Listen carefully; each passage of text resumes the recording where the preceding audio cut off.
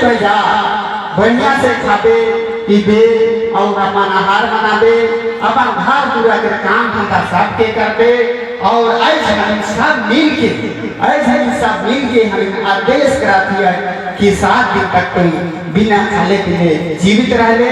और माय से हम ये दुआ करा कि जब तक हम जीवित रहा तब तक माय हमके अन्न धन और धन दौलत से भर गए, यही हमके सोच है।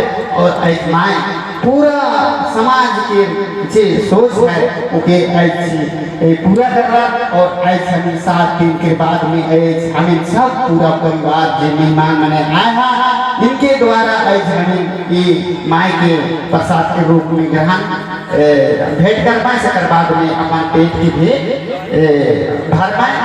और दूर दूर से आए हैं, जैसे छुआ बन के जे छुआ बने आए हैं से प्रसाद के रूप में जाबा और प्रोग्राम फिर चले तो खाए के फिर अब छुआ के खे के भूखे खाना लपेहार से 3 घंटा चल के आए तू का छुआ बने हैं से बोले तू चेंज व खाए ले प्रसाद माय जय चढ़ा के और छुआ मन के खाते हैं।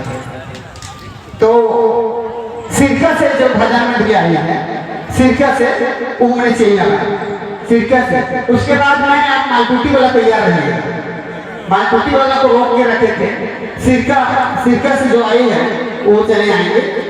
उसके बाद में मालपुटी